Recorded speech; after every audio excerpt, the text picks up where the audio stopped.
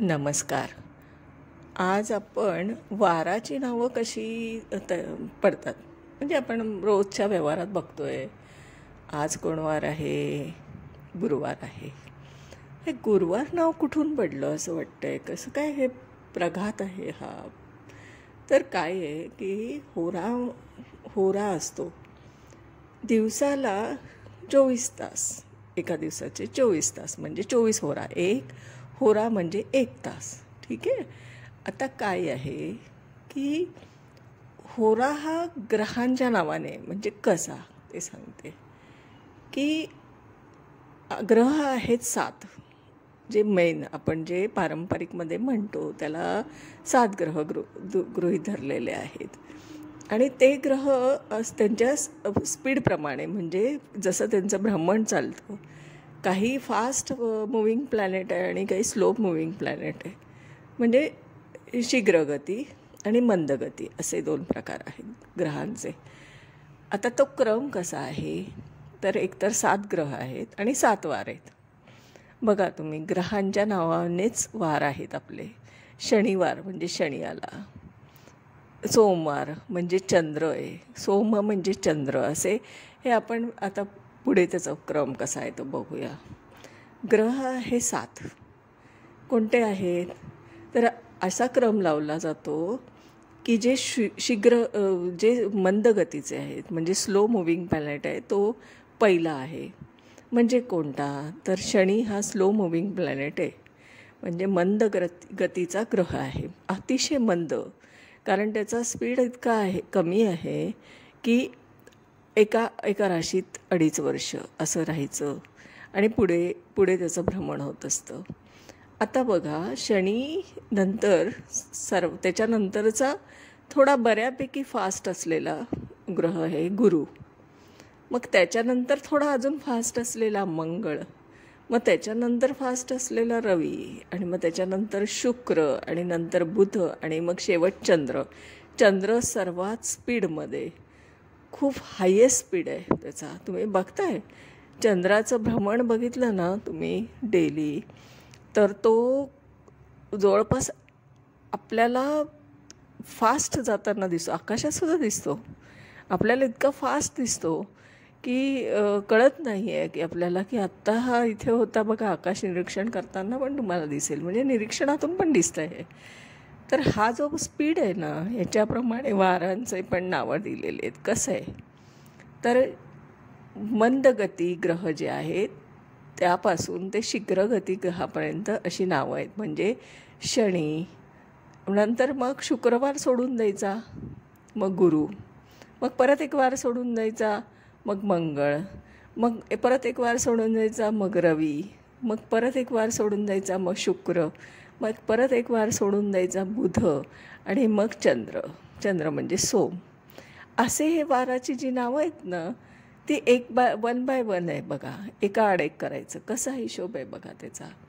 आता शनी म्हणून शुक्रवार सोडला. शनिवारच्या नंतरचा आधीचा वार येतो शुक्रवार तो द्यायचा सोडून. मग कोणता येतो तो गुरुवार म्हणून शनी नंतर गुरु. मग गुरु नंतर परत कोणता वार येतो तो बुधवार तो सोडून द्यायचा.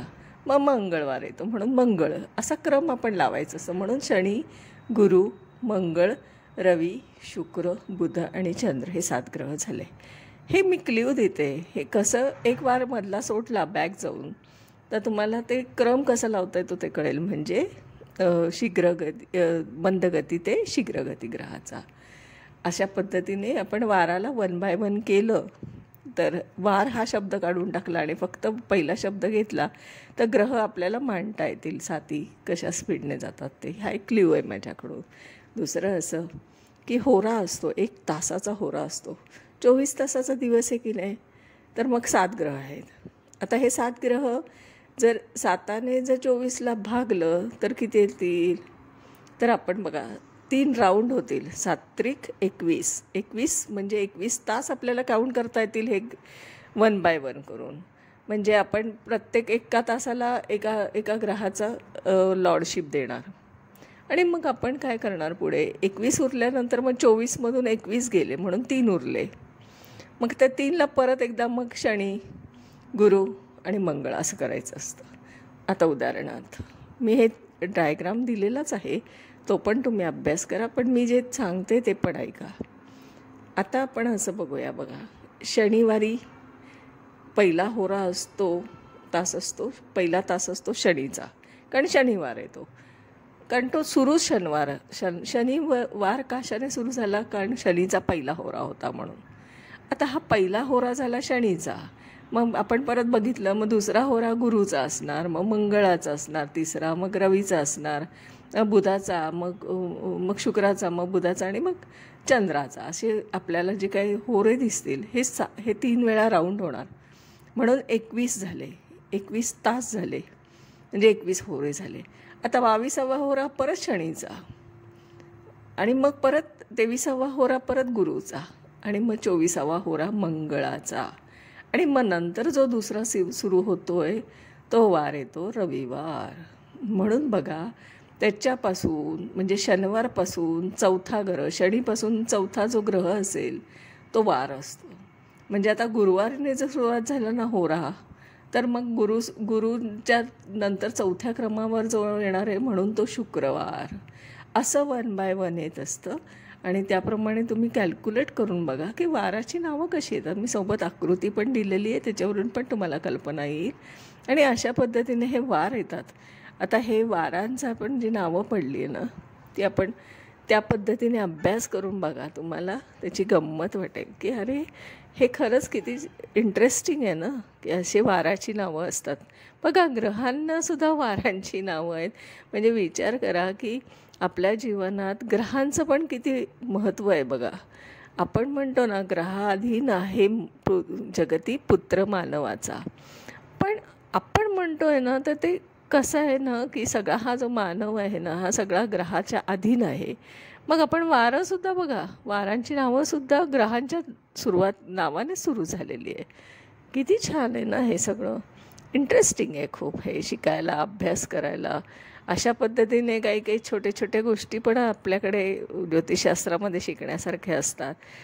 हे आपण शिकलो की आपल्याला थोडं एक ॲडिशनल नॉलेज येतं, आणि मग आपण त्याचा आनंद पण घेतो आणि खूप मजा येते. म्हणजे हा अभ्यास ना, ज्योतिषशास्त्राचा अभ्यास आहे ना, हा खरं आपण असा अभ्यास आनंदाने केला गेला पाहिजे. तो असा बोजड नको की खूप कंटाळवाणी झाला आहे, आता ह्याच्यात काहीच कळेन असं झालं आहे वगैरे, असं काही नसतं. आता माझ्या डोक्यात एक कल्पना अशी आहे की माझं एक स्वप्न आहे की जी विद्यार्थी ज्योतिषशास्त्राची परीक्षा देण्यासाठी तयारी करतात, त्यांच्यासाठी अशी काही गोष्ट मला द्यायची आहे की त्यांच्या बाबतीत त्यांना कोणी हे उत्तरं देत नाही आहेत आणि शिकवत आहेत. कारण की शेवटी कसं आहे की आपण शिकवतो, पण आपण त्यांची तयारी करून घेत नाही परीक्षेसाठी. आणि ती परीक्षेसाठी तयारी केली नाही ना, तर होतं काय की त्यांना परीक्षेत बरेच असे प्रश्न येतात की ज्याची उत्तरं त्यांना सांगता येत नाही, कारण एवढे ॲडिशनल प्रश्न क्लासमध्ये शिकवले जात नाहीत, पण परीक्षेत मात्र ते घातले जातात. कारण आपल्याकडे कसं सिस्टीम आहे की परीक्षेचा पेपर काढायचा की जो पेपर असा असतो की ज्याच्यामध्ये सिलॅबसशी काही संबंध येत नाही, बऱ्यापैकी संबंध नसतो. जे तुम्ही शिकवतात ते परीक्षेत ते प्रश्न असतातच असं नाही. मग हे ॲडिशनल जे नॉलेज आहे हे कुठून घ्यायचं असतं, यात दोष सिस्टीमचा नसतो. कारण 2 तासात ती व्यक्ती किंवा तो क्लास किंवा ते कार्यशाळा किती शिकवू शकणार असते तुम्हाला. 2 तासात तर एवढं पॉसिबल होणार नाही ना. बेसिक थीम देऊ शकतात, पण तुम्हाला परीक्षेची तयारी नाही करून घेऊ शकत तुमची. तर ती एक माझ्या आहे डोक्यात कल्पना. तर म्हणून मी वाराची नावं कशी पडली हा पण एक थीम सांगितला. कारण कदाचित तुम्हाला कधी हा प्रश्न आला की वाराची नावं ही कशी बनली आहे, याचा काही तुम्हाला सिक्वेन्स सांगता येतो आहे का, असं कोणी विचारलं तर तुम्हाला याचं माहिती असायला पाहिजे. म्हणून मी आज हा विषय घेतला की ग्रहांवरून कशी वारांची आपली नावं, आठवड्याची वार कशी पडले आहेत ते. आणि आता मी असेच थोडे एक मधून ती एक सिरीज चालू ठेवणार आहे की तुमच्या परीक्षेची पूर्वतयारी. तुम्ही कोणतीही परीक्षा देत असा, कारण शेवटी परीक्षा याच्यासाठी द्यायची आहे की तुम्हाला कुठेतरी तुमच्याकडे सर्टिफिकेट आहे असं तुम्हाला आवश्यकता वाटते. पण परीक्षा घेताना देताना आपण परिपूर्णतेने दिली तर जास्त आपल्याला आनंद मिळतो. कारण नुसतं मार्कांसाठी परीक्षा द्यायची नसते किंवा पहिलं येण्यासाठी डिस्टिंक्शन मिळण्यासाठी द्यायची नसते. तर खरं त्याचं नॉलेज आपल्याला मिळालं पाहिजे. तर या थीमसाठी मी थोडंसं आता अपडेट करत जाणार आहे की तुमच्या परीक्षेची पूर्वतयारी मी करून घेणार आहे. तुम्ही कोणतीही परीक्षा देत असा ज्योतिषशास्त्रातली, मी त्याची पूर्वतयारीचे व्हिडिओ बनवते आता. तर त्याच्यासाठी तुम्ही तयार राहा ऐकण्यासाठी. आणि मी त्याच्यामध्ये थोडेसे क्ल्यू देत जाईल की ह्या उत्तराला कसं ट्विस्ट करता येतं आपल्याला. मग आपण अशा पद्धतीने हा अभ्यास पण एक एन्जॉय करू शकू. ही देवाणघेवाण आहे ना, हा अभ्यास म्हणजे एक देवाणघेवाण आहे, विचारांची देवाणघेवाण आहे तुमच्यात आणि माझ्यातली. तर आपण हा अभ्यास एन्जॉय करूया. आजच्या दिवसात मी इथेच थांबते. उद्या मी जरा नवीन विषय घेईन, तो पण इंटरेस्टिंग असणार आहे. आणि तो इंटरेस्टिंग अशासाठी असणार आहे कारण की मी त्याला असं अभ्यास म्हणून अडकवलेलं नाही आहे. त्याच्यामध्ये एक ट्विस्ट दिलेला असतो आणि त्याच्यात एक क्ल्यूज दिलेले असतात. अशा पद्धतीने मी परत एकदा उद्याचा व्हिडिओ बनवेल. मी कारण रोज व्हिडिओ बनवते. कधी कधी एखादा व्हिडिओ बनवलेला असतो पण दिवसभरामध्ये त्याचं अपलोड केलं जात नाही वेळेअभावी. कारण कन्सल्टिंग पण चालू असतं आणि क्लासेस पण चालू असतात आणि सगळ्या ह्याच्या बापातून एखादा व्हिडिओ अनलिस्टेडच राहतो आणि मग तो दुसऱ्या दिवशी टाकावा लागतो की एका वेळेस 2 असे. पण माझा मॅक्स टू मॅक्स प्रयत्न हा आहे की रोज तरी एक व्हिडिओ द्यायचाच आहे. माझा व्हिडिओ तयार असतो पण टाकण्यास वेळ कमी पडत असते कधी कधी मला. त्याच्यामुळे एका वेळेस 2 व्हिडिओ येण्याची पण शक्यता आहे माझ्याकडून. जसे की आज येतील माझ्याकडून 2 व्हिडिओ मी आज एकदम अपलोड करणार आहे, आत्ताचा आणि कालचा. तर अशा पद्धतीने आपण असा अभ्यास करणार आहोत ज्योतिषशास्त्राचा. आणि हा अभ्यास आपण सगळे मिळून करूया. म्हणजे आपण सगळे मिळून हा एन्जॉयच करूया अभ्यास. आणि तुम्ही पण मला कॉमेंट्स बॉक्समध्ये प्रश्न विचारत जा. काही उत्तरं मी त्याच्यावर देऊ करते कारण की तुमचे प्रश्न आले तर तसा मला व्हिडिओ पण बनवता येतो आणि तुमच्या प्रश्नाच्या रोखाने मी त्याची उत्तरं पण देऊ शकते ना. तर त्या पद्धतीने आपण एक देवाणघेवाण करूया असं माझी इच्छा आहे. आजच्या दिवसात इथेच थांबते. माझं नाव आहे सौ मनीषा प्रदीप चव्हाण. मी आदित्य गार्डन सिटी वारजे इथे राहते. माझा मोबाईल नंबर आहे 9763787646. माझे स्वतःचे ज्योतिषशास्त्राचे ऑनलाईन पर्सनल टीचिंग क्लासेस आहेत. मी प्रिडिक्शन शिकवते. मी थिअरी विथ प्रिडिक्शन असं शिकवते. ते 3च दिवसात शिकू शकतात कारण तुम्ही जन्मकुंडली घेऊन येतात तुमच्या नातेवाईकांची, तुमच्या फ्रेंड्सची, कोणाची असतात आणि त्याच्यावरच मी प्रिडिक्शन शिकवते. मी पुस्तकातल्या कुंडल्या घेऊन शिकवत नाही. त्यामुळे तुम्हाला इंटरेस्ट वाटतो कारण स्वतःचंच आयुष्य आपल्याला ऐकायचं असतं, इच्छा असते ऐकण्याची आणि मग तो क्लास खूप छान एन्जॉय करत असतो आपण. आणि आपण त्याच्यात एक कॉन्फिडन्स निर्माण होतो आपल्याला की आपल्याला प्रिडिक्शन करता येतं. हा एक कॉन्फिडन्स आपल्यात निर्माण होतो. तर तुम्ही क्लाससाठी जरूर ॲडमिशन घ्या. दुसरं असं की माझं कन्सल्टिंग सर्व्हिस आहे, म्हणजे ज्योतिष मार्गदर्शन, म्हणजे कुंडली मार्गदर्शन. तुमचे काही प्रश्न असतील तर ते तुम्ही विचारू शकता. त्याची उत्तरं मी तुम्हाला सांगणार आहे. आणि दुसरं असं की प्रश्नही नसतील पण जनरल हवं आहे की माझं आयुष्य कसं आहे मला जाणून घ्यायचं आहे, तरीही तुम्ही कन्सल्ट करू शकता. आत्ताचे रिसेंटले प्रश्न जे काय येत आहेत येऊ घातले समोर येत आहेत, सारखे सातत्याने माझ्यासमोर येत आहेत आणि ते मी तुम्हाला आता रोजच्या याच्यात अपडेट देतेच आहे की काय नवीन प्रश्न येत आहेत. पूर्वीसारखे येत नाही आहेत. आता लग्नाचे प्रश्न येत आहेत, त्याच्यामध्ये बऱ्याच गोष्टी आता बदलल्या आहेत. कारण मॅरेज संस्था ही जी हे सगळं बदल घडलं आहे. त्यामुळे ज्योतिषशास्त्रात पण त्या अनुषंगाने अभ्यास करणं आणि त्याच्यात बदल करणं हे फार गरजेचं आहे. म्हणून माझे सगळे प्रयत्न चालू आहेत की थिअरीत अडकलेले ज्योतिषशास्त्र बाहेर काढायचं आहे. तर माझ्या कन्सल्टिंगचा पण आनंद घ्या. कन्सल्टिंग माझ्या क्लासला ॲडमिशन घेण्याच्या आधी तुम्ही एक होरोस्कोप तुमचा स्वतःचा माझ्याकडे तुम्ही कन्सल्टिंगला द्या. मी तुमचं जर भविष्य नीट सांगू शकली तर खात्रीने तुम्हाला वाटेल की मी तुम्हाला शिकवू शकते.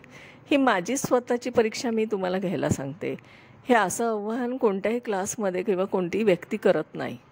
मी अशा पद्धतीने तुम्हाला हे टॅली करून देते की जर मी तुमचं आयुष्य वाचू शकते, मी तुम्हाला तुमचं भविष्य सांगू शकते आणि ते तुम्हाला पटतं आहे तर तुम्ही ॲडमिशन घ्या.